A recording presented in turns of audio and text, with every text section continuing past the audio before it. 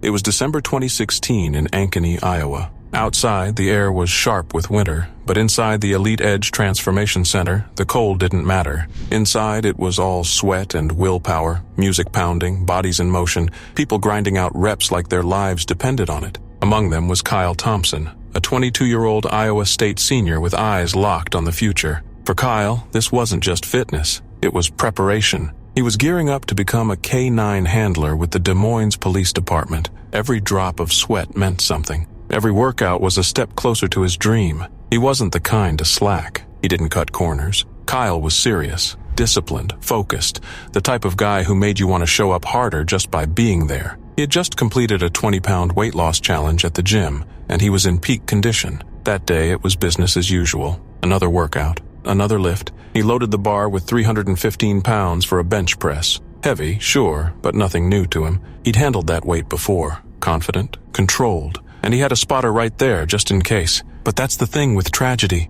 It doesn't ask if you're ready. It doesn't care about experience. It sneaks up in silence and hits like thunder. Somewhere in the middle of the lift, something slipped. Maybe a grip, maybe a shift in position, maybe just an untraceable split-second miscalculation. In an instant, the bar fell. 315 pounds. Downward. Fast. There was no warning, no time. It crashed straight onto Kyle's neck. Everything changed in that moment. The gym fell into chaos. Someone shouted. Someone called 911. Trainers ran. The spotter tried, but it was too late. Fire Chief James Clack later called the injury catastrophic. No hesitation, no sugarcoating. Kyle was rushed to the hospital, but hope was already slipping through everyone's fingers. He didn't make it. The news spread like fire in dry grass. Across the campus, across town, through the gym where Kyle's absence was sudden and impossible to ignore. People couldn't process it. Kyle? That couldn't be real. He was the one who had it all mapped out. He was about to graduate, about to serve, and about to become something more.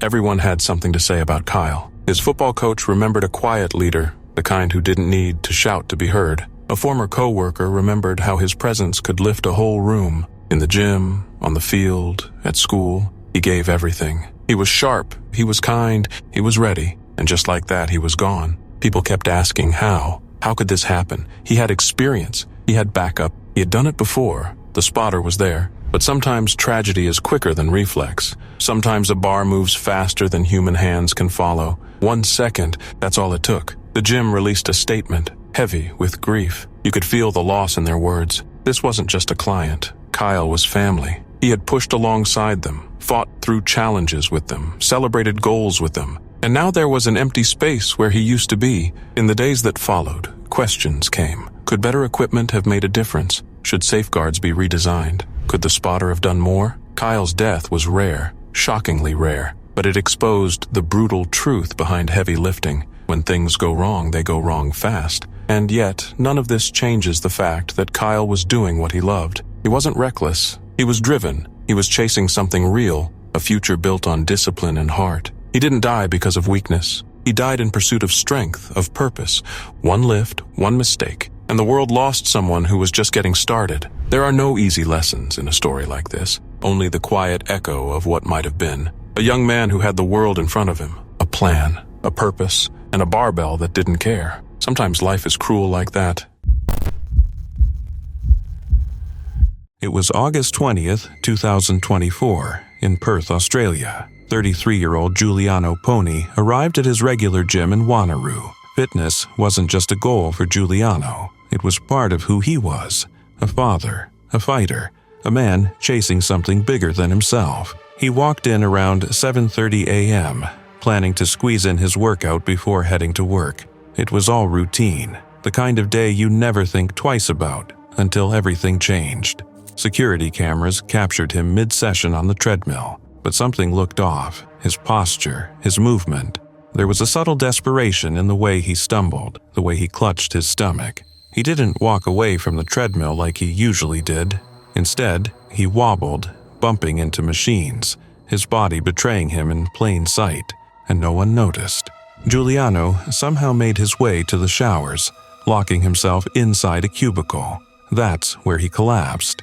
Under the cold spray of water, his body gave out, most likely from a seizure caused by a sudden and dangerous drop in blood sugar. There he lay, alone, unseen, unconscious. Hours passed. At home, his mother Daniela began to worry. Her son hadn't come home. He wasn't answering calls. That wasn't like him. The silence stretched too long. She called friends, family, even his ex-wife. Nothing. No sign, no word. Her worry became dread. Eventually, she called the police. They tracked his phone signal back to the gym. It was almost 10:30 p.m. when officers arrived. His car was still there, untouched. Something was wrong. They broke into the locked shower cubicle and found him. He was still under the freezing water, his body cold, lifeless. Breathing, just barely. Police performed CPR. His heart sparked back, but the fight was slipping away. He was rushed to Joondalup Hospital, placed on life support. For 2 long weeks his family waited, hoped, prayed, but he never woke up. On September 5th, 2024, Giuliano Poni passed away. His mother's voice broke as she told the world, "I will never see the world the same way. The light that shone so bright has left me." This wasn't just a tragic accident. This was a failure of systems, of awareness, of care.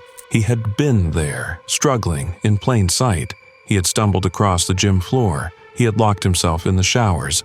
He had been there for 15 hours, and no one noticed, because the gym, though open 24 hours, wasn't staffed full-time. The cameras only covered certain areas. Privacy regulations kept them out of the showers. There was no one to check, no one to notice that a man hadn't left, that a car sat unmoved, that a life was slowly slipping away behind a locked door. And now a daughter is without her father. A mother is shattered. A sister is angry. They monitor members to make sure guests don't sneak in without paying, his sister Rosa said. But my brother was lying there, dying, and nobody knew. Doctors told the family the truth no parent wants to hear. If Giuliano had been found sooner, he likely would have survived. The drop in his blood sugar triggered a seizure. It wasn't instantaneous. There was time that ticked away, unused, wasted. Daniela can't stop imagining it. Her son lying there beneath the cold water, alone, while she sat at home, unaware. The weight of that image, of those hours, is unbearable. She's called for an official inquest, demanding stronger regulations for 24-hour gyms, more staff, more frequent checks, systems that flag when someone's been inside too long. Anything to stop this from happening again. The gym where Giuliano collapsed wasn't even part of Australia's National Health and Fitness Association. That means they weren't bound to follow even voluntary safety codes. No obligation to have trained staff or basic protocols beyond the minimum legal standards. Now, investigations are underway. Police are preparing a report for the coroner. WorkSafe WA is digging into the gym's protocols, and the Premier of Western Australia has weighed in, calling for accountability. He was in a place where he should have received care, Premier Roger Cook said. And he's right. But for Giuliano's family, investigations don't bring him back. No policy change will fill the silence he left behind. His daughter will grow up with memories instead of moments. His mother will live with the ache of every minute he spent alone, every breath he could have taken if someone had just knocked on that door. He was strong, he was focused, he was building a future, and it was stolen, not by chance but by neglect.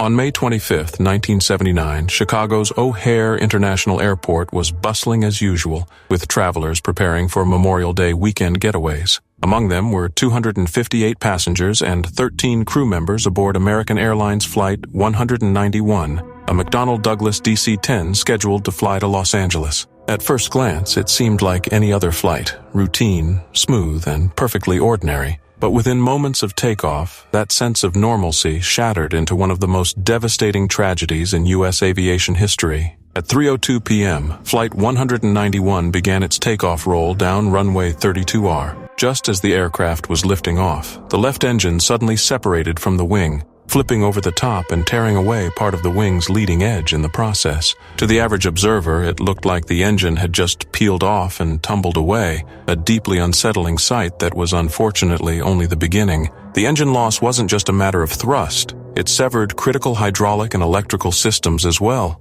The aircraft, now crippled and unbalanced, rolled sharply to the left just seconds after liftoff, stalled, and crashed in a fiery explosion into a nearby open field and trailer park. All 271 people on board were killed instantly, along with 2 individuals on the ground. It remains the deadliest aviation accident on American soil, and the images of the smoking wreckage left a haunting impression on the nation. The horror wasn't just in the loss of life, it was in the speed at which everything fell apart, and in the eerie fact that the crash was captured on film by a plane spotter who had been watching from a nearby parking lot. The investigation quickly zeroed in on the engine detachment. Initially, suspicions ranged from bird strikes to manufacturing defects, but the truth was more complex and more unsettling. American Airlines had been using a maintenance shortcut, removing the engine and pylon together as a unit using a forklift rather than separately as recommended. This risky method, although it saved time, put immense pressure on the pylon mount, causing tiny cracks that eventually led to catastrophic failure. Essentially, the engine tore itself away because of a shortcut that had gone unnoticed and uncorrected. The Federal Aviation Administration responded by grounding the entire fleet of DC-10S in the U.S., which caused public panic and massive disruptions. McDonnell Douglas, the aircraft's manufacturer, faced intense scrutiny, even though the fault ultimately lay in maintenance procedures rather than the design itself. The crash of Flight 191 became a defining moment in aviation safety, prompting stricter regulations, tighter oversight, and a renewed emphasis on doing things by the book, especially when lives are at stake. Even decades later, Flight 191 is remembered not just for the tragic scale of its loss, but for how it exposed cracks, both literal and metaphorical, in the system. Memorials have been erected near the crash site, and every year, loved ones gather to honor those who lost their lives in a tragedy that could have been prevented. It's a painful reminder that in aviation, even the smallest shortcut can have the gravest consequences, and that safety is always written in lives, not just regulations. It was an ordinary summer day at one of Romania's top gymnastics schools in Deva. Inside the gym, 12-year-old Alexandra Hucci was training quietly and alone, working carefully through drills due to a recent wrist injury. She weighed just 55 pounds, but carried an extraordinary burden, the legacy of Romania's world-famous gymnastics tradition. Coaches said she had something special, and she did, right up until the moment she didn't. That morning, nothing seemed unusual. Alexandra had been practicing in the foam pit, showing the same focus and discipline that had already made her a rising star. Then, out of nowhere, she walked over to her coach, Liliana Cosma, and softly said she needed to use the restroom. Minutes later, she returned pale and trembling and whispered that she couldn't continue. She had just vomited. Coach Cosma didn't hesitate. They went straight to the school doctor, but by then, something inside Alexandra was already failing. The physician quickly called for an ambulance. According to the doctor, she was still conscious when they loaded her in, but the nurse who rode with her later said otherwise. Alexandra was already in a coma. The mystery deepened. There had been no fall, no impact, no outward sign of injury. Something inside her had simply stopped working. She was rushed from the pediatric hospital in Deva to the county hospital's ICU. As her condition worsened, she was airlifted 43 minutes away to the neurosurgery department in Timisoara. Tubes and wires kept her fragile body alive. Around her, flowers and religious icons piled up, gifts from strangers across the country following her story on the news. Romania watched anxiously as updates on her condition were broadcast nightly. Doctors ran every test they could, but the outlook grew grimmer by the hour. Eventually, a neurosurgeon revealed the devastating truth. It wasn't gymnastics that had caused Alexandra's collapse. It was a hidden congenital defect, a malformation in the blood vessels deep in her brain. One of them had ruptured, causing a sudden and massive brain hemorrhage. There was no trauma, no warning, and no time. She had slipped into a third-degree coma, and her brain was slowly flooding with blood. Meanwhile, back in her small village near Faltusini, her parents hadn't even heard what had happened. They had no phone. By the time the news reached them, Alexandra had already been fighting for her life, for hours. She had started gymnastics at age 6, driven, serious, and full of energy. Like many Romanian girls before her, she came from poverty and trained with fierce dedication. She had recently been crowned national champion for her age group and often spoke of her Olympic dreams. "I was very happy when Romania won," she had said in an interview the year before, standing proudly in her leotard. "I don't have time for friends, but I like the gym." She was 12. For 5 days, Alexandra remained in a coma, her small body kept alive by machines. But the spark that had made her so special continued to fade. On August 20th, 2001, she died. There was no dramatic fall, no shouts, no visible injury, just a quiet moment, her whisper to her coach, the pale look in her eyes, and then silence. Alexandra Hui's story still lingers in Romania's gymnastics halls, a young girl who chased gold and glory, undone not by a mistake, but by something no one could ever see. No warning, no chance. Melanie Coleman was the kind of athlete who left a lasting impression, on the mat and in the hearts of everyone who knew her. A junior at Southern Connecticut State University, SCSU, Melanie had been a standout in the gymnastics world long before she reached college. A Milford, Connecticut native, she had already racked up a list of accolades: all-state honors, team captain in high school, MVP, and later All-America Scholar Athlete recognition by USA Gymnastics. Beyond the medals and titles, she was known for her humility, discipline, and kindness. Melanie wasn't just an exceptional gymnast. She was a role model, a nursing student, a youth coach, and a beloved teammate. Her coaches spoke of her work ethic. Her peers spoke of her spirit. Everyone who encountered her agreed she was something special. On November 8, 2019, Melanie entered a familiar space, New Era Gymnastics in Hamden, Connecticut. It was an off-campus facility where SCSU had trained for years. That day was supposed to be like any other, a standard training session with her team. Melanie was working on the uneven bars, a challenging but routine part of her practice. Though her main event was the balance beam, she had trained on the bars countless times. This wasn't a risky new move or a high-stakes competition, just another rep in the pursuit of excellence. Then, in an instant, everything changed. Melanie slipped while performing a maneuver on the uneven bars and fell. The specifics of the move remain largely unreported, but what's known is that she lost her grip mid-routine and suffered a severe spinal cord injury upon landing. Coaches, trained in emergency procedures, rushed to her side and began CPR while awaiting first responders. She was quickly transported to Yale New Haven Hospital, where doctors did everything they could, but the damage was irreversible. 2 days later, on November 10th, Melanie passed away. She was just 20 years old. The news sent shockwaves through the gymnastics community. Fatal accidents during training are extremely rare in the sport. The uneven bars, while visually captivating, are among the most technically demanding apparatuses, requiring immense precision, grip strength, and timing. Even with extensive safety measures in place, gymnastics remains a sport where the margin for error is incredibly slim. And for Melanie, that single slip proved fatal. Her coaches and teammates were left reeling. Head coach Mary Fredericks described Melanie as an incredibly hard worker and a sweet-spirited young woman. SCSU's athletic director, Jay Moran, called her loss devastating, and New Era's owner, who had coached Melanie for nearly a decade, described the tragedy as an unexpected accident with a tragic result. In the wake of her passing, tributes poured in. A GoFundMe page set up to support her grieving family quickly raised over $32,000. A meal train organized by friends and community members brought meals to her parents and 4 siblings. Online, Melanie's story touched thousands. People who had never met her were deeply moved by the tragedy and rallied to offer support. The message was clear. This loss was not just personal, it resonated nationally. Her death also ignited critical conversations around safety in gymnastics, particularly in training settings.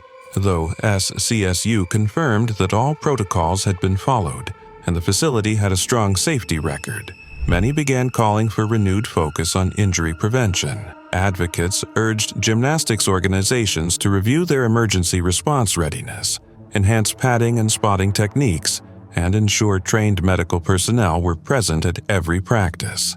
Beyond the procedural reforms, Melanie's story became a symbol of the intense physical and emotional demands placed on gymnasts.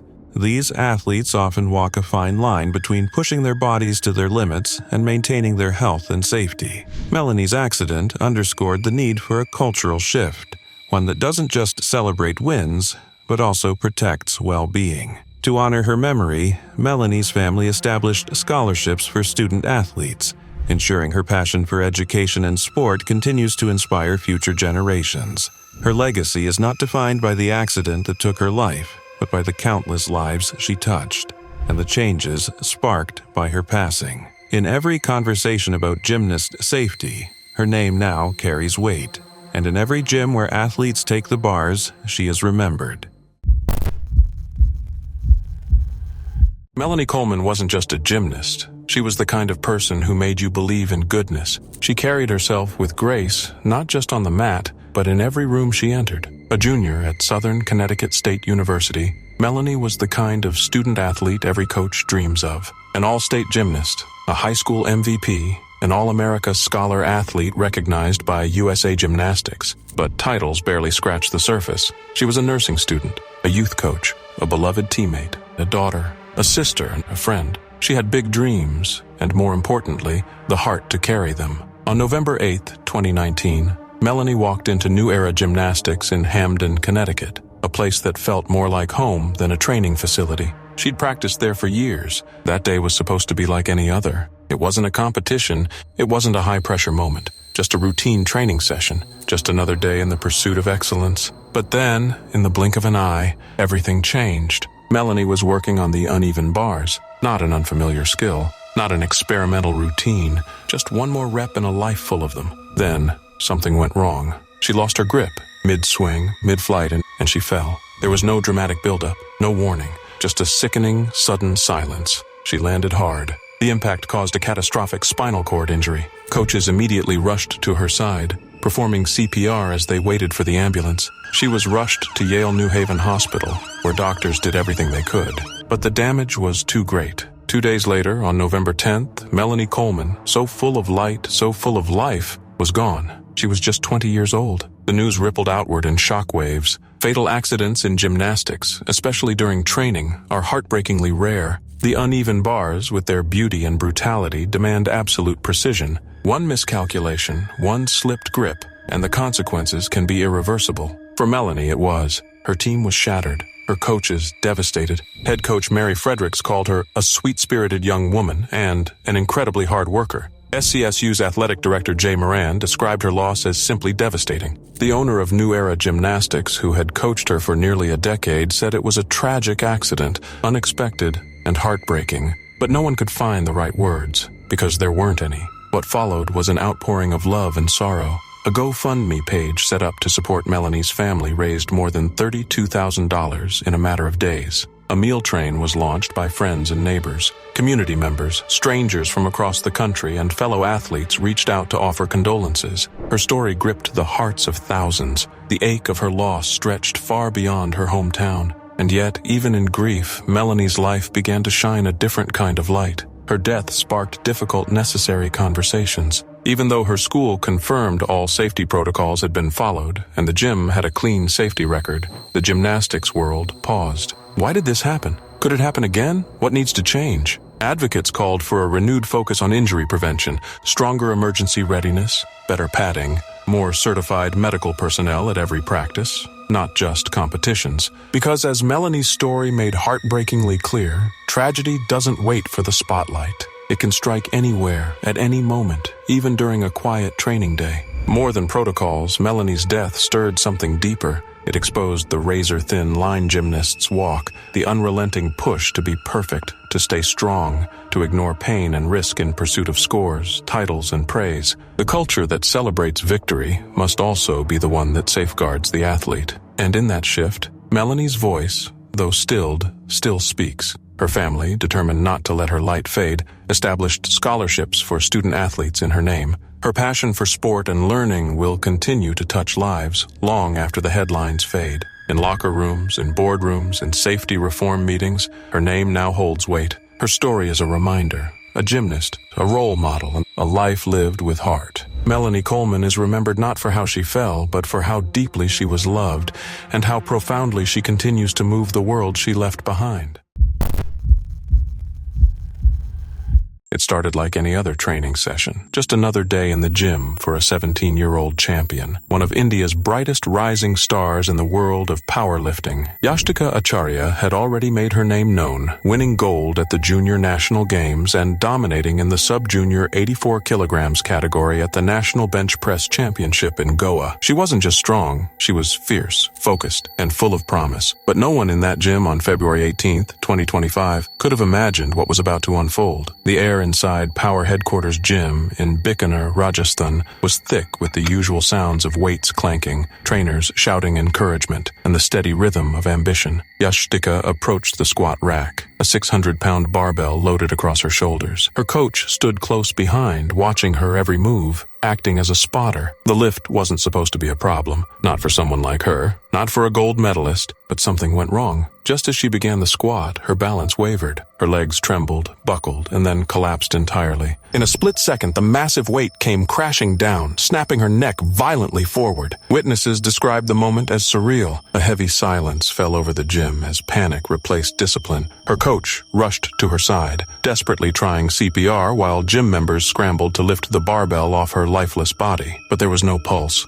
No movement, no sign of life. Emergency responders rushed her to the hospital, but it was too late. Yashtika Acharya, just 17, was declared dead shortly after arrival. Her spine had been crushed under the weight of her own ambition. The barbell had struck with such force that it left no chance of survival. Experts later pointed out that the weight was dangerously close to the limits of safety, especially for a young athlete still growing into her physical potential. Critics began questioning the gym's safety protocols, the trainer's preparedness, and the wisdom of allowing such a heavy lift in the first place. Her family, shattered, did not file a complaint. The body was released to them following a post-mortem. Her trainer, who suffered minor injuries trying to intervene, could only relive the horror over and over again. The video of the moment, brutal and haunting, made its rounds online, drawing widespread shock, grief, and outrage. This wasn't just a freak accident. It was a devastating reminder of how unforgiving this sport can be. One moment of imbalance, one slip, and the human body,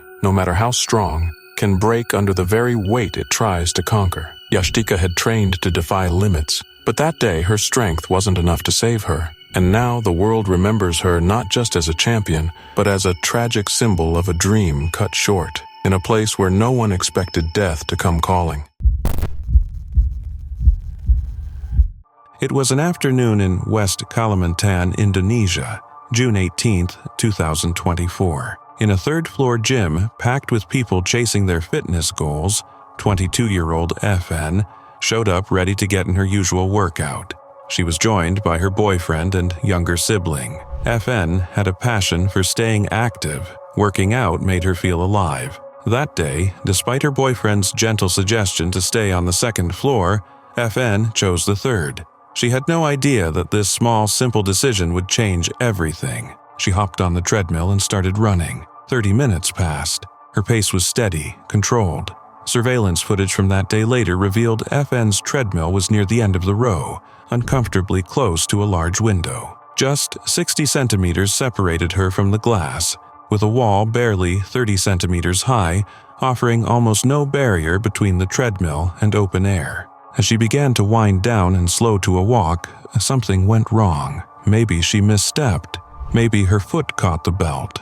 But the treadmill didn't stop. It pulled her. She stumbled. Her body jerked back, trying to regain balance, but it was too late. She reached desperately for the window frame, fingers clawing for something solid, but her grip failed. In a horrifying instant, FN fell backward, straight through the open window. Gone. FN was rushed to the hospital. She had suffered catastrophic injuries, especially to her head. Despite doctors' efforts, she didn't make it. The trauma was just too much. As the shock settled in, investigators quickly turned their focus on the gym itself. Why was a treadmill placed so dangerously close to a window? Why was there almost no protective barrier? And why was that window even open? What they uncovered made things even worse. The window wasn't supposed to be open at all during gym hours. A warning sticker meant to remind people to keep it shut was damaged, barely readable. Even worse, the personal trainer who should have been monitoring the area had stepped away. He wasn't there when it mattered most. FN's death wasn't just a tragic accident. It was a warning, a loud, gut-wrenching siren that screamed how quickly the pursuit of health can turn into heartbreak when safety is overlooked. People go to gyms to build strength, to feel better, to heal, not to die. As the days passed, the gym shut down for 3 days, issuing an apology to FN's grieving family. But for many, it wasn't enough. The public's outrage grew louder. This didn't need to happen. It was preventable. And FN, young, vibrant FN, deserved better. Local authorities began calling for change. Tighter regulations, stricter rules for how gyms are built, how machines are placed, and how safety is maintained. Because if something like this could happen once, it could happen again. On October 13, 1972, a Fairchild FH-227D carrying 45 people, including a Uruguayan rugby team, their friends and family, took off with high spirits and dreams of playing a match in Chile. But somewhere over the Andes, disaster struck. Due to bad weather and a tragic navigation error, the plane crashed violently into the mountains, instantly killing 12 passengers and leaving the rest stranded in a frozen wasteland at 12,000 feet. With no rescue in sight, freezing temperatures, and minimal supplies, the survivors were thrust into a nightmare few could even imagine. They huddled together for warmth inside the broken fuselage, hoping each sunrise would bring helicopters and salvation. But after 10 days, a heartbreaking radio announcement shattered that hope. The search had been called off. Faced with starvation, the survivors made a harrowing decision that would shock the world. They would survive by consuming the bodies of those who had died. It was not a choice made lightly, but one of necessity, driven by the overwhelming instinct to live. As if their ordeal couldn't get worse, an avalanche struck their shelter on the 17th day, burying the wreckage and killing 8 more people. The survivors now faced the Andes not only with grief and guilt, but with dwindling strength and hope. Realizing that waiting any longer meant certain death, 2 of the strongest men, Nando Parado and Roberto Canessa, set out to do the unthinkable. Cross the mountains on foot, with almost no gear and suffering from weeks of starvation. They hiked for 10 days across steep, snow-covered terrain, enduring unimaginable hardship. At last, they encountered a Chilean shepherd across a river and managed to get a message across. This moment marked the turning point. Rescue helicopters were dispatched, and on December 23rd, 72 grueling days after the crash, the remaining 16 survivors were airlifted to safety. What the rescuers found was beyond belief: a group of emaciated, frost-bitten souls who had endured one of the most harrowing survival stories ever recorded. The world was stunned as details emerged. While some headlines sensationalized cannibalism, the deeper truth was one of unimaginable human resilience. These young men had faced death daily, and yet they clung to life with a strength that defied the elements and the odds. In time, the survivors shared their story openly, not to glorify suffering, but to speak honestly about courage, unity, and the difficult moral lines drawn in extreme situations. Books like Alive by Piers Paul Read and documentaries such as Stranded and Society of the Snow have told their story with the depth and emotion it deserves. For many of the survivors, the Andes crash was not just a tragic memory, but a turning point that defined the rest of their lives. It remains one of the most powerful examples of human survival, not just of the body, but of the spirit. The story of Flight 571 is a haunting reminder that sometimes, even in the most unforgiving corners of the world, the will to live can push us beyond what we ever believed possible. Nguyen Minh Triet was just 18 years old, an age where most are dreaming of college, careers, and the endless possibilities of youth. But for this rising Vietnamese gymnastics star, a split-second accident turned those dreams into tragedy. What should have been a routine training session became the end of everything he'd worked for. During a backflip, something he'd performed countless times, Triet landed directly on his head. The injury was immediate and devastating. Triet lost all movement from the neck down. He was rushed to E Hospital in Hanoi for emergency surgery and later transferred to Bach Mai Hospital. There, surrounded by machines and medical staff, began a painful and prolonged fight for survival. He couldn't move, he couldn't breathe on his own. Yet somehow, he still had hope. "I really appreciate life. I want to keep living," he whispered after his second surgery. That quiet plea shattered those around him. His coach, Major Hao Trung Lin, broke down recalling it, overcome by the courage his young athlete still carried. But despite every effort,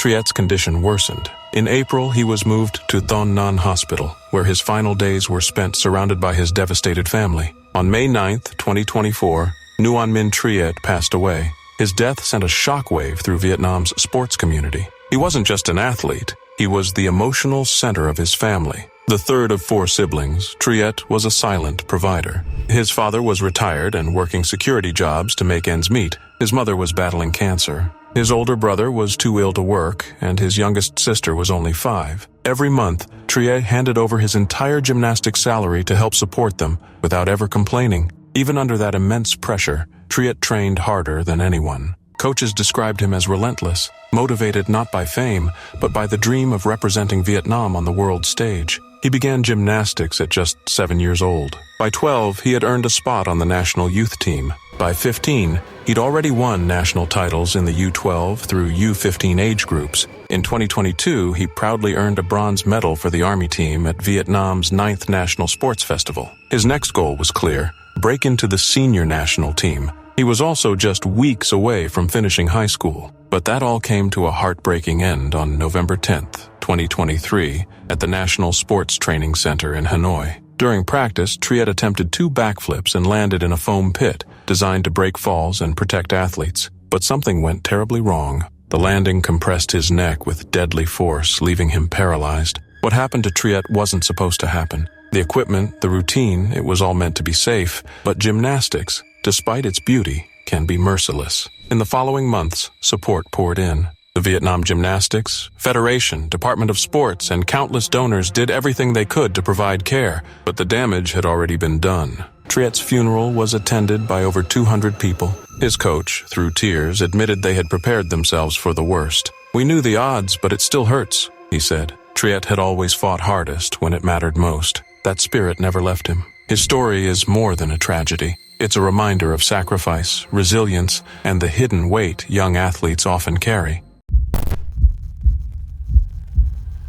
Elena Mukhina was nothing short of a phenomenon. A trailblazer in Soviet gymnastics, she dazzled audiences with her elegance, daring routines, and unmatched determination. At just 18, she stunned the world by winning the all-around gold at the 1978 World Championships, defeating legends like Nadia Comaneci and Nellie Kim.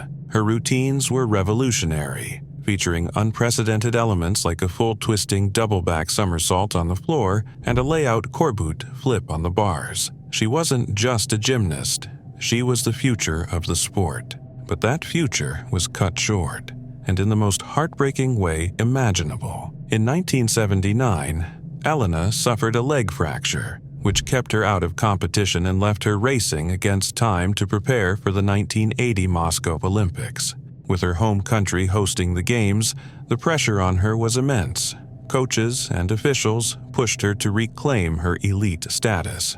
Her own coach, Mikhail Klemenko, known for his intense, unrelenting methods, treated her, as she later described, like a living robot. Then came July 3, 1980. It was supposed to be a routine day at the gym. The Olympic Games were just 2 weeks away. Elena was practicing a skill she had long feared, the Thomas Salto, a high-risk tumbling move involving a backward somersault with a full twist in a tucked position. She had warned her coach repeatedly that she didn't feel ready, but no one listened. During a training pass, Elena under-rotated. She landed on her chin, snapping her neck.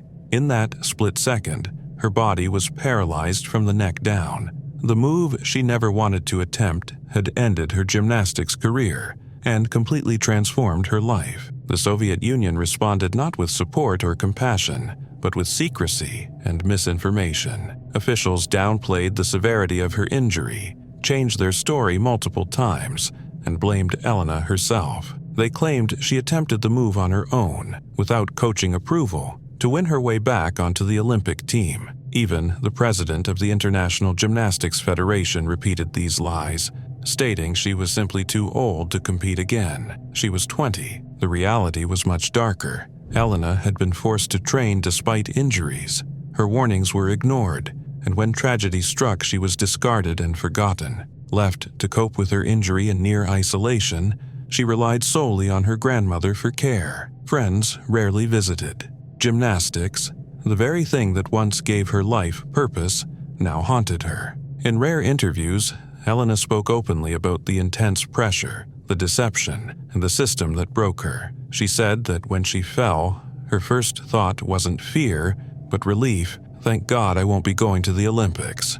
That's how crushing the environment had become. The gymnastics community, too, felt the aftershocks. Former teammate Nellie Kim later admitted the incident haunted her through the Moscow Olympics and ultimately pushed her into early retirement. The Thomas Salto, already infamous, became symbolic of the dangers of valuing medals over safety. Though the Soviet Gymnastics Federation tried to erase her, Elena's story could not be silenced. She was eventually awarded the Order of the Badge of Honor, and in 1983, IOC President Juan Antonio Samaranch presented her with the Silver Olympic Order, but it was too little, too late. On December 22, 2006, Elena Mukhina died from complications related to quadriplegia. Her tragic story sparked conversations around gymnast welfare, pushing the sport to reconsider the extreme physical demands placed on young athletes.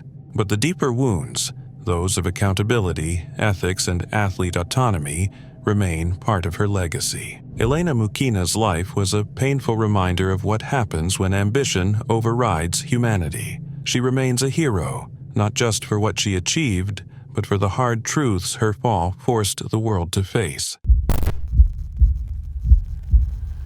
Elena Mukhina was more than just a gymnast. She was a revelation, a force of nature in Soviet gymnastics. She defied gravity with every routine and seemed destined to redefine the sport itself. At just 18, she did the unthinkable, captured the all-around gold at the 1978 World Championships, toppling titans like Nadia Comaneci and Nellie Kim. The audience was stunned. Coaches around the world took notice, but behind every shining moment was a storm quietly building. In 1979, everything changed. A fractured leg sidelined Elena, just as the Soviet Union prepared to host the 1980 Moscow Olympics. For a nation obsessed with dominance and perfection, her absence from the podium was unacceptable. The pressure mounted. There was no time for full healing, no room for fear. Coaches, officials, her own trainer, Mikhail Klemenko, pushed her relentlessly. He wasn't nurturing a star, he was building a machine. She would later say she felt more like a living robot than a person. And then came the day that shattered everything.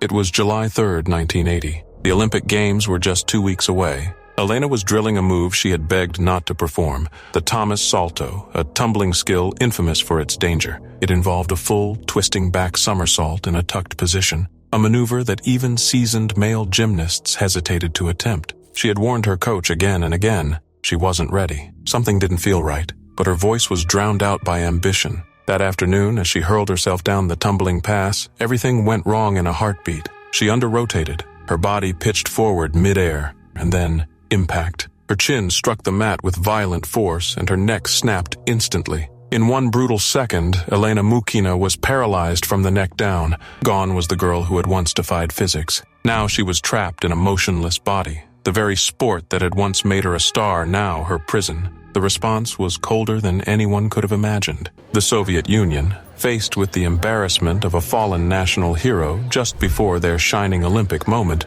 chose silence over compassion. They issued conflicting reports. They claimed Elena had disobeyed coaching orders, that she had tried the move on her own. They blamed her. Even the president of the International Gymnastics Federation parroted the lies, saying she was simply too old to compete again. She was 20, but the truth was undeniable and unspeakably cruel. Her life became one of near-complete isolation. Friends stopped visiting. Her grandmother became her only caregiver. The walls closed in. Gymnastics, once her identity, became her torment. In the few interviews she gave, Elena's voice was hauntingly clear. She spoke of the unbearable pressure, the manipulation, the fear, and most chilling of all, she recalled the moment of her accident, not with horror, but with a kind of exhausted relief. Thank God, she had thought, I won't be going to the Olympics. That was the depth of her despair. Even those who once stood beside her couldn't shake the memory. Nellie Kim, her teammate and once her rival, admitted the tragedy haunted her through the Moscow Games.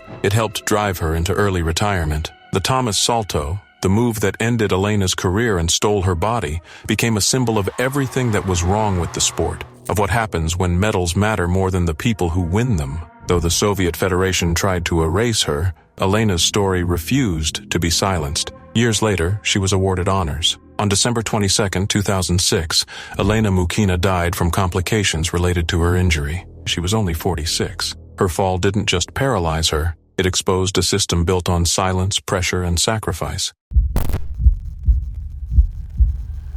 It was supposed to be another day of strength, sweat, and self-discipline, a routine session inside one of Bali's most popular fitness hubs, the Paradise Bali Gym. But on July 15th, 2023, that routine turned into a nightmare. Justin Vicky, a beloved 33-year-old fitness influencer known for his powerful physique and gentle soul, stepped under a barbell loaded with a staggering 210 kilograms. Cameras were rolling, music pulsed through the speakers. No one in the room suspected that within seconds, tragedy would unfold before their eyes. Justin had done this before. He knew the weight, he knew the motion, but as he dipped into the squat position, something was off. His posture trembled. His legs strained under the massive burden. He tried to push himself back up to find his footing, but he couldn't. His body gave out, and then came the moment no one could stop. The barbell fell. It crashed down on the back of his neck as he collapsed into a seated position. His spotter, caught off guard and unbalanced, fell with him, unable to slow the weight's descent. The sound of the impact was sickening.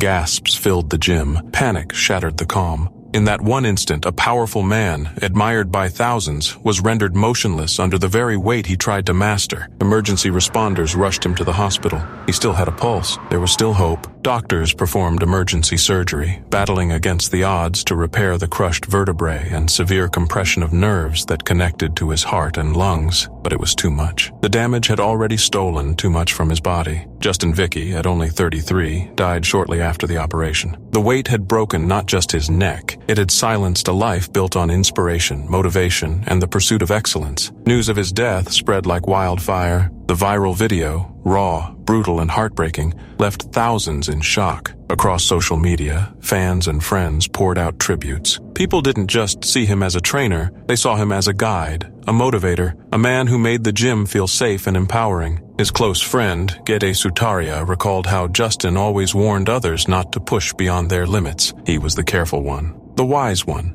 the one who always put others' safety first. And that's what made it hurt more. He had over 30,000 followers, each one drawn to his energy and presence. The gym where he worked honored him not just as a coach, but as a light in their lives. Every session with Justin felt like more than just exercise, they wrote. He created a nurturing environment where we felt safe to challenge ourselves, both physically and mentally. But even the strongest bodies can falter. Even the most experienced lifters are vulnerable, and in a world that celebrates pushing limits, this tragedy was a brutal reminder of how quickly everything can fall apart. 1 second, Justin was a towering figure of strength. The next, he was gone, leaving behind echoes of a man who had lifted more than just weight. He lifted people's spirits. Now his legacy lives on, not in records or personal bests, but in the way he made others feel, in the caution he taught, in the inspiration he left behind, and in the collective heartbreak of a community that never expected to lose its hero like this. It was September 26, 2017, in Brisbane, Australia. For 15-year-old Ben Shaw, this was routine, something he looked forward to. Fitness wasn't just a hobby, it was his way of life. He walked into the Pine Rivers PCYC gym like he had many times before, determined and focused. But that day would end in tragedy. Ben was working out alone. He set himself up under a barbell, nearly 100 kilograms, about 216 pounds. A massive lift for someone his age, but Ben was determined. He'd pushed himself before. This wasn't new. What no one knew was how fast things could spiral. In a sudden moment, the bar slipped. It came crashing down on his neck, trapping him under the crushing weight. No one to hear the sound of metal hitting flesh. Ben lay there, helpless, for what's believed to be nearly 30 agonizing minutes. Eventually, another gym member walked in. The silence struck him first. Then he saw Ben, motionless, trapped beneath the bar. Panic hit. He rushed over, lifted the weight off Ben's neck and shouted for help. 2 employees sprinted to the scene and began CPR. An ambulance was called. Paramedics arrived and rushed Ben to Lady Salento Children's Hospital. But the damage was done. The injury to Ben's neck was catastrophic. Doctors worked around the clock. 4 days later, on October 1st, 2017, his family made the unthinkable decision to take him off life support. Surrounded by those who loved him, Ben took his final breath. The shock rippled through the community like an earthquake. No one could believe it. A young, healthy athlete, gone in an instant. His teammates, the Pine Central Holy Spirit Hornets, paid tribute to the boy whose determination and kindness had lit up the field. An investigation was launched. Queensland Health Minister Cameron Dick, along with Workplace Health and Safety Queensland, began to dig into what went wrong. The gym's rules were clear. Anyone under 16 had to be supervised when using weightlifting equipment. But Ben had been alone, no staff nearby, no one to help when he needed it most. CCTV footage confirmed it.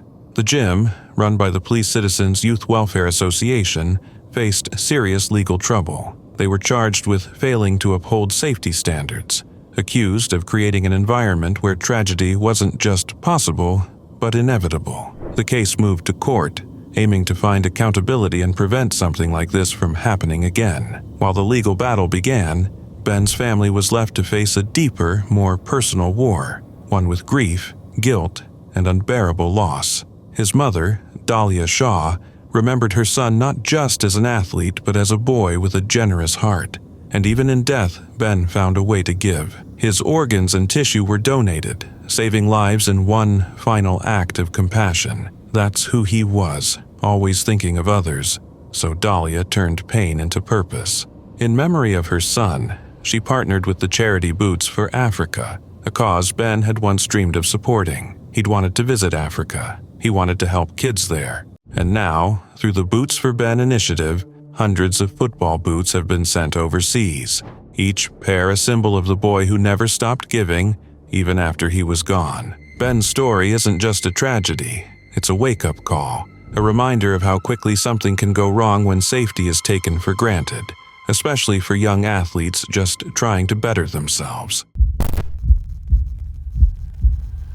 On July 17, 2014, Malaysia Airlines flight MH17 took off from Amsterdam's Schiphol Airport, bound for Kuala Lumpur. It was supposed to be a routine, long-haul flight over Europe and Asia, a quiet 12 hours in the sky, with movies, meals, and mild turbulence. But somewhere over eastern Ukraine, cruising at 33,000 feet, everything changed in an instant. The plane vanished from radar, and before anyone could even grasp what had happened, debris was raining down over fields and villages near Hrabov, in a war-torn region embroiled in a bitter conflict between Ukrainian forces and Russian-backed separatists. All 298 people on board, passengers and crew, were killed. No distress call, no warning, just silence and smoke. What followed was a global outcry, a political mess, and one of the most intense international investigations the aviation world had ever seen. Almost immediately, suspicion pointed toward a surface-to-air missile, a Russian-made Buk system. It didn't take long before intelligence agencies, satellite images, and social media posts painted a picture. A missile launcher had been moved across the Russian border into separatist-held territory that day, and later returned, suspiciously, one missile short. The Dutch-led joint investigation team took the lead, combing through wreckage, tracking military hardware, analyzing flight paths, and even studying intercepted phone calls. What they found was damning. The missile was fired from an area controlled by pro-Russian fighters, using equipment traced back to a Russian military unit. It wasn't just an accident, it was a catastrophic mistake with geopolitical consequences. The passengers on board came from all over the world: the Netherlands, Malaysia, Australia, Indonesia,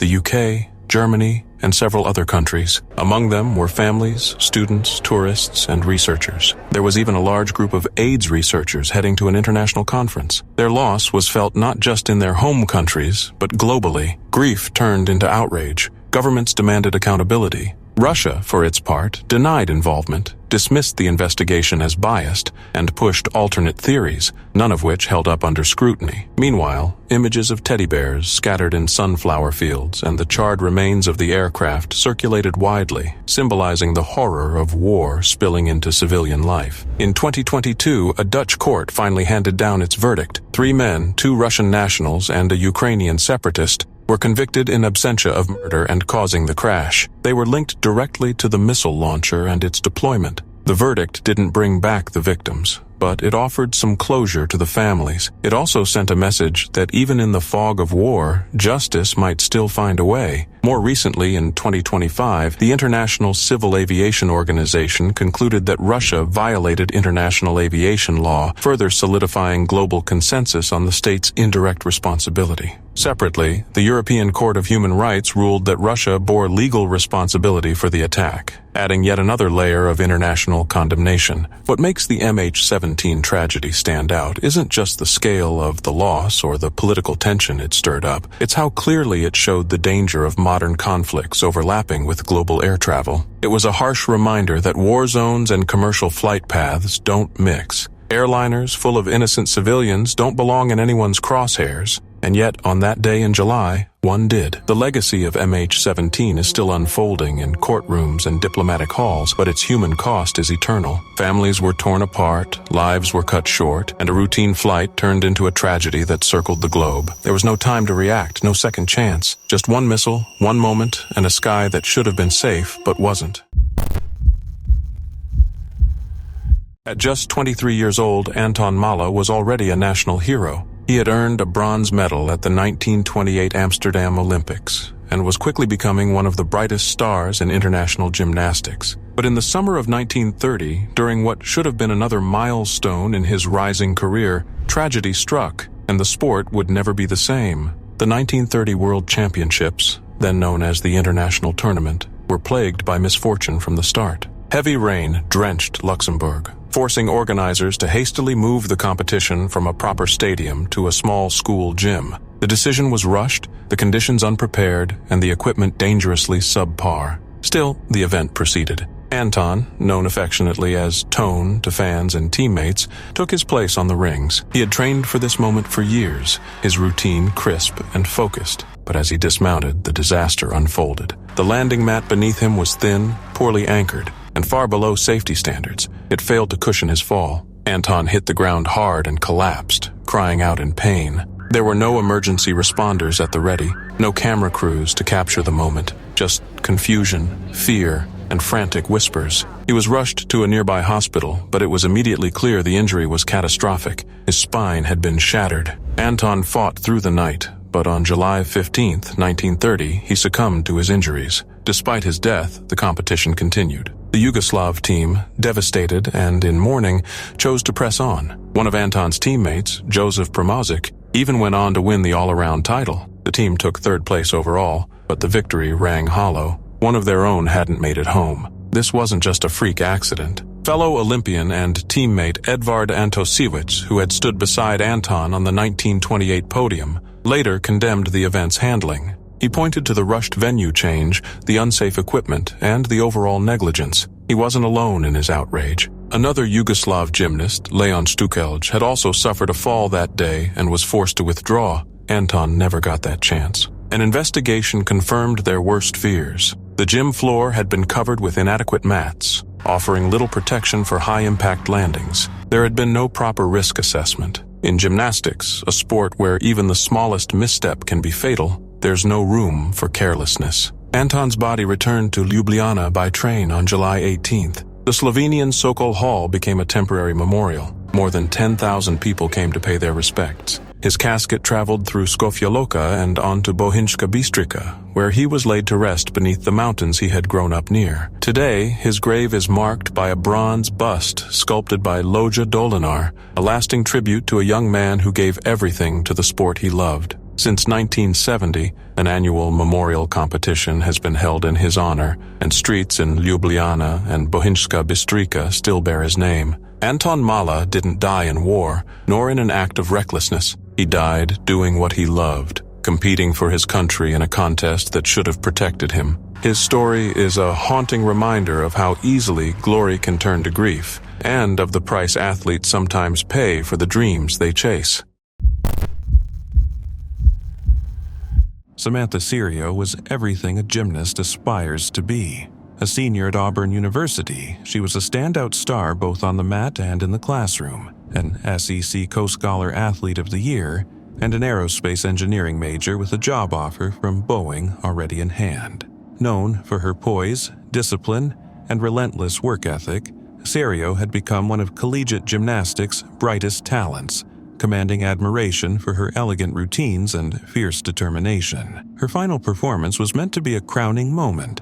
Instead, it became the most horrifying and heartbreaking moment of her career. April 5, 2019 started like any other meet day. The NCAA regional semifinals in Baton Rouge buzzed with excitement as gymnasts warmed up, coaches prepped routines, and fans filled the stands. Serio stepped onto the floor with the same calm focus she'd always brought to competition. She launched into her floor routine with powerful precision, pushing for a flawless performance that would help her team advance. But then, tragedy struck. Attempting a difficult tumbling pass, a double front flip, Serio slightly under-rotated. The miscalculation proved catastrophic. Upon landing, her legs gave way beneath her in a sickening collapse. She instantly crumpled to the mat, dislocating both knees and tearing multiple ligaments. The arena fell silent. Teammates and spectators watched in stunned horror as medical personnel rushed to her side. Her screams echoed through the stadium before she was carefully stabilized and taken away on a stretcher. The moment was captured on video, and within hours, it had gone viral. Shared across social media with millions of views, the footage of her injury ignited widespread reaction. But Serio herself was quick to condemn the voyeuristic frenzy, tweeting, "My pain is not your entertainment."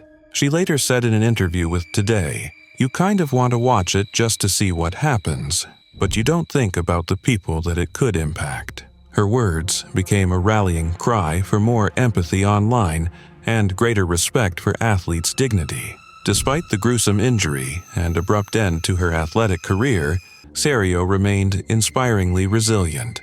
In an emotional Instagram post just days later, she announced her retirement from gymnastics. "After 18 years, I am hanging up my grips and leaving the chalk behind." But she made it clear she wouldn't be defined by a single moment. Her next goal? Walk down the aisle at her wedding, a dream she fiercely pursued while recovering from surgeries and intense physical therapy. The incident triggered deeper conversations about the dangers of high-difficulty routines in college gymnastics. Critics questioned the sport's reward systems, which often encourage athletes to perform risky maneuvers for higher scores. Advocates called for increased attention to athlete safety, mental health, and access to stronger medical support during and after competition. Coach Jeff Graba called it one of the toughest nights of my life. But the gymnastics community rallied around Serio, praising her strength, character, and the grace with which she handled the devastating end to her career. Though she never competed again, her legacy extended far beyond the sport. In the wake of her injury, universities and training centers began reevaluating athlete wellness programs and safety protocols, though many argue there's still work to be done. For Samantha Serio, however, gymnastics was just the beginning. She now builds rockets at Boeing, proving that sometimes, even after the worst fall, you can still soar. Samantha Serio was the kind of athlete who made you believe in balance of body, mind, and purpose. A senior at Auburn University, she wasn't just a gymnast, she was a scholar, an engineer, a perfectionist. While some chased fame, Samantha chased the stars, literally. She had a job offer from Boeing and was close to finishing her aerospace engineering degree. On the mat, she moved with elegance and precision. Off it, she was the picture of discipline and humility. Her teammates admired her. Her coaches trusted her. The future was hers to command. And then, in one brutal second, everything changed. April 5th, 2019, NCAA regional semifinals in Baton Rouge. It was meant to be one of her final competitive performances, one more chance to help Auburn push ahead. The arena buzzed with energy. Music, cheers, chalk dust, routine warm-ups, nothing unusual. Samantha stepped onto the floor with her usual quiet focus. Her routine was a final love letter to the sport she'd given 18 years of her life. Then came the tumbling pass, the double front flip, and then the sound, a sickening collapse. She had under-rotated by a split second, just enough for disaster. Upon landing, both knees gave way. She crumpled to the floor, screaming, legs twisted, tendons torn, knees dislocated. The music stopped. The crowd froze. You could feel the breath leave the room. Medical staff rushed in. She was still conscious, but in unimaginable pain. Within hours, it was everywhere. Cell phone footage spread like wildfire, millions of views, comments, replays, strangers dissecting the worst moment of her life. Samantha watched in horror, not just because of the injury, but the world's reaction. "My pain is not your entertainment," she tweeted. Later, she told Today, "You kind of want to watch it just to see what happens, but you don't think about the people that it could impact." She became the face of a new kind of strength, not in sticking the landing, but in refusing to let pain become spectacle. Samantha had spent nearly 2 decades perfecting routines, but her greatest act of courage was reclaiming her dignity. Days later, she posted on Instagram, "I am hanging up my grips and leaving the chalk behind." Her body was broken, but her voice was firm. Gymnastics was over, but she was not. Her next goal? Walk down the aisle at her wedding on her own feet. Through multiple surgeries and months of brutal therapy, she fought back. She didn't just walk down that aisle, she smiled through every step. Her story didn't end with retirement. It sparked reflection. Why were dangerous routines like the one that ended Samantha's career still being rewarded? Why weren't better safety measures in place? Coach Jeff Graba later called that night one of the toughest of my life. But Samantha's poise became a guidepost. She reminded the world that grace isn't only about what happens in the air, it's how you rise when everything falls. It was a regular afternoon in West Kalimantan, Indonesia, June 18, 2024. The third floor of the local gym buzzed with energy. Among them was 22-year-old FN. She arrived with her boyfriend and younger sibling, like she had done many times before. Fitness wasn't a phase for her. It was something deeper, a part of who she was. Her boyfriend gently nudged her to stick to the second floor that day, just a quiet suggestion. But FN felt like going higher, where the treadmills faced the windows, a harmless choice, a forgettable detail, until it wasn't. She hopped on a treadmill tucked at the far end of the room, her usual rhythm setting in almost immediately. The belt spun beneath her feet. Her breathing found its cadence. The minutes ticked by, 5, 10, 30. Surveillance footage later showed her running steady, calm, focused. But what the footage also captured, what no one really noticed at the time, was the window. It sat just behind her, too close, just 60 centimeters away. A flimsy 30-centimeter wall barely separated machine from the sky. There was no guardrail, no glass barrier, only air and height.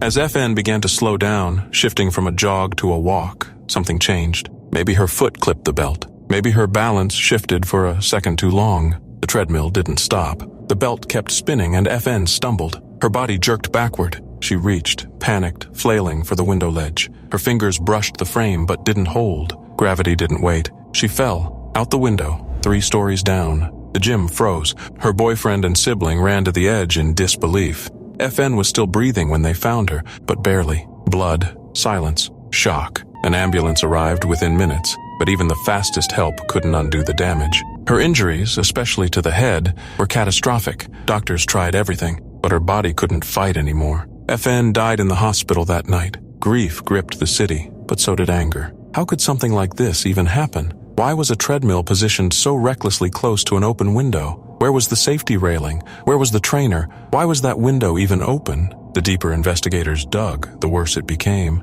The window had a sticker warning people not to open it during operating hours. It was old, faded, nearly illegible. The window had been left ajar anyway, and the personal trainer who was supposed to be monitoring the floor, gone, stepped away for just a moment. But sometimes a moment is all it takes to let tragedy walk in. The gym shut down for 3 days. They issued a formal apology to FN's family, but it rang hollow for many. Words didn't bring FN back. She was young, she was strong, she had plans, and she died doing something that was supposed to make her feel alive. Public outrage swept through the community. People demanded answers, demanded accountability. This wasn't just some freak accident. This was neglect dressed up as normalcy. There were no safeguards in place, none that mattered, and a young woman paid for it with her life. FN didn't trip off a cliff or get lost in a storm. She was running on a treadmill, indoors, in a gym, and somehow she fell to her death. What happened in that gym wasn't just an accident. It was a reminder, chilling, sharp, and cruel, that safety in these spaces is not a luxury.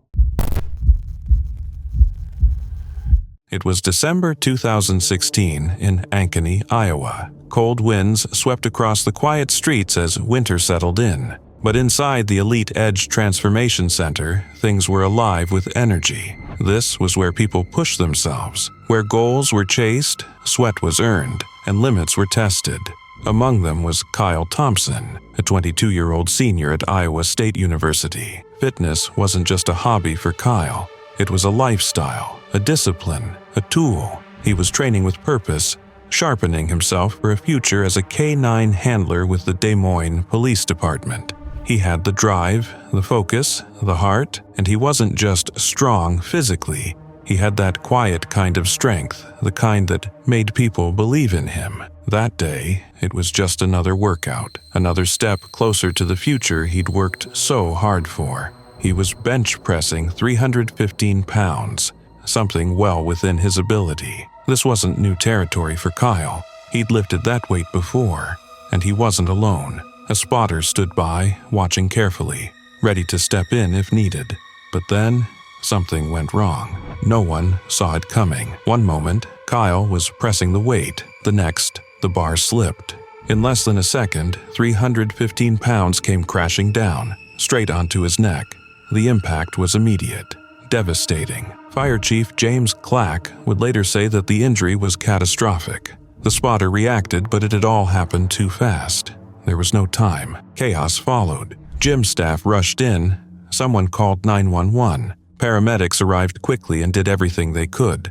Kyle was transported to a hospital in Des Moines, but his injuries were too severe. He didn't make it.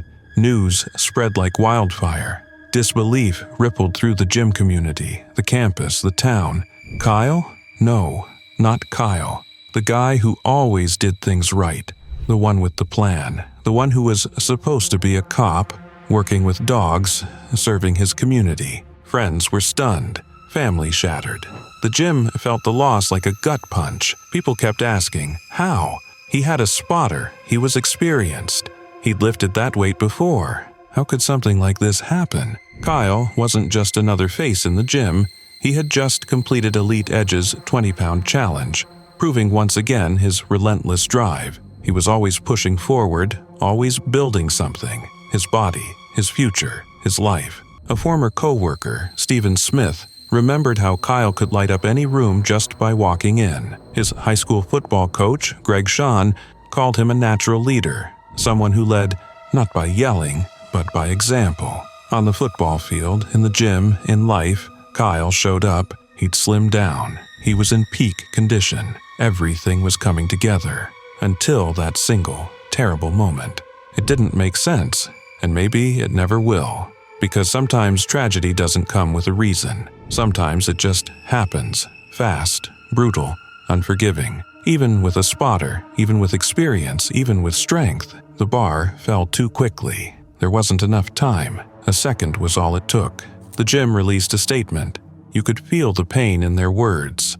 They weren't just a facility. They were a family, and they had lost one of their own. Questions followed. Could anything have prevented this? Should there be more safeguards, better equipment, a different setup? Kyle's accident was rare. So rare it shook even seasoned lifters. But it forced a conversation about the real dangers that come with heavy lifting. About how even the most prepared can fall victim to a single slip, a small miscalculation, a moment of bad luck. For those closest to Kyle, the loss went deeper than shock. He was so close to graduation, so close to his dream job. He loved dogs, loved law enforcement, loved the idea of serving. He was going to make a difference. And now, he's gone. Kyle Thompson didn't die because he was careless. He died doing what he loved, chasing what he believed in.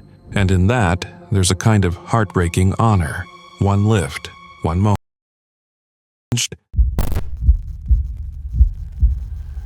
On December 21st, 1988, just days before Christmas, Pan Am Flight 103 was cruising peacefully at 31,000 feet, carrying 259 people across the Atlantic from London to New York. It was a routine transatlantic journey, the kind thousands make each day, with passengers thinking about holiday reunions, business meetings, or just getting home. But that peace shattered in an instant. Without warning, the plane exploded over the quiet Scottish town of Lockerbie, sending wreckage raining down across 845 square miles of countryside. The explosion tore the Boeing 747 apart mid-air, one of the most chilling acts of aviation terrorism the world had ever seen.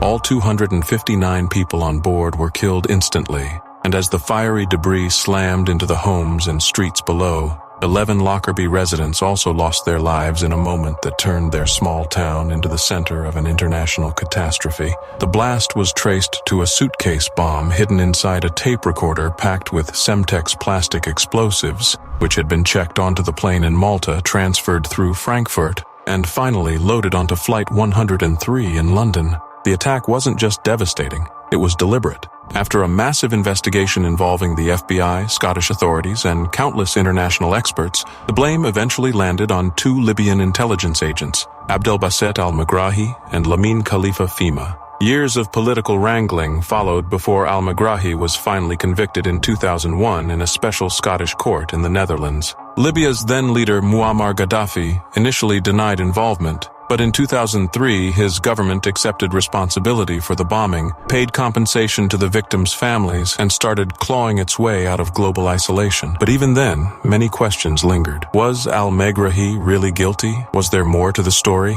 Numerous conspiracy theories have swirled around Lockerbie ever since, ranging from CIA cover-ups to botched drug stings to claims of planted evidence. In 2020, the U.S. charged a third man, Abu Aguila Massoud, believed to have built the bomb. He was eventually extradited and faces trial, showing how, decades later, the wheels of justice are still slowly grinding on. Beyond the politics and legal twists, the human impact of Lockerbie has been immense. Many of the victims were American college students returning home for the holidays, including 35 students from Syracuse University. The university has since built a major memorial and scholarship program in their honor, keeping their stories alive. In Lockerbie itself, grief turned into resilience. And over the years, the town has embraced the victims' families as their own, building friendships, holding vigils, and tending memorials that dot the landscape.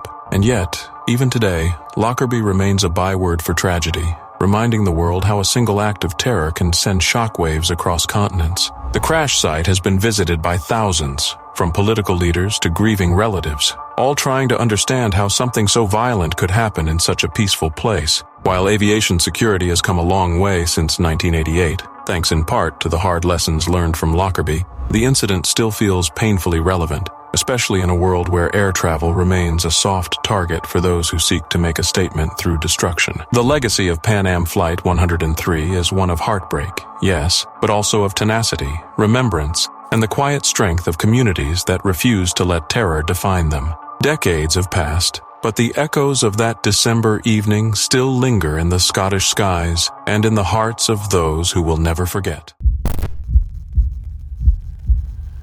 Before Sang Lan had even reached adulthood, she was already a celebrated name in the world of Chinese gymnastics. Her rise was meteoric, standing out in a country known for producing some of the most disciplined and talented gymnasts in the world. At just 14 years old, Sang swept the Jiangxi Province Championships, securing gold in every event. Her performances displayed a rare mix of strength, elegance, and technical precision, qualities typically developed over many more years of training. By the age of 17, she was viewed as one of China's brightest young stars, on the brink of international fame and seemingly destined to represent her country on the Olympic stage. Although she had not yet secured a spot on the Olympic team, it felt like only a matter of time. Sang's future appeared limitless, until one life-altering moment changed everything. In July 1998, Sang Lan traveled to New York City to compete in the Goodwill Games, a major international event. During a warm-up for the vault finals, she prepared for a routine maneuver known as a timer, a basic drill that gymnasts practice endlessly.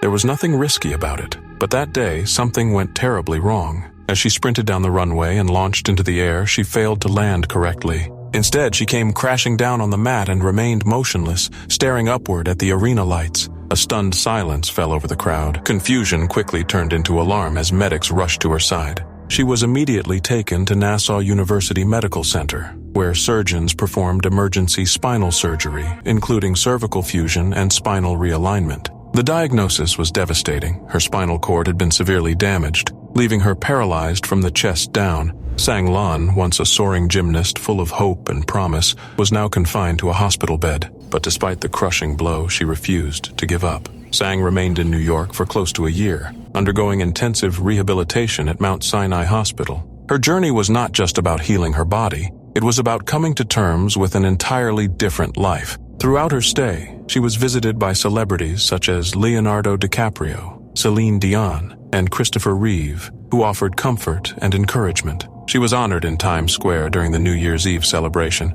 a bright smile on her face despite the turmoil inside. Publicly, she appeared strong and composed. Privately, she struggled with immense grief, frustration, and a painful truth she wasn't yet free to tell. Years later, Sang revealed that her accident had not been a random mishap. She claimed that a coach from another team had removed a critical safety mat from the vault area just before her warm-up. She had told officials about this, even from her hospital bed, but her concerns were ignored. Instead of being taken seriously, she was dismissed, told she might be confused or mentally impaired. She alleged that the Chinese gymnastics authorities abandoned her once it became clear she would no longer be a medal winner. She later prepared legal action, not in pursuit of money, but to hold those responsible accountable. Despite everything, Sang Lan's story did not end in despair. She returned to China and redefined her identity, not as a fallen athlete, but as a symbol of resilience and advocacy. She became a vocal campaigner for the rights of people with disabilities and for greater protections for injured athletes.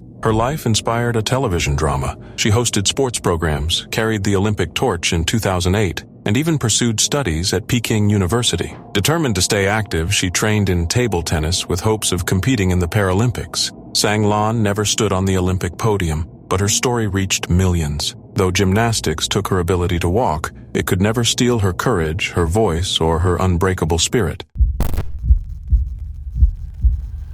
Julissa Gomez was a rising star, graceful, strong, and full of promise. Born in San Antonio, Texas, to hardworking parents who once toiled as migrant farm workers, Julissa's journey was a story of determination and dreams. By just 14, she had earned her place among America's elite gymnasts, dazzling judges with her balance beam and uneven bars routines.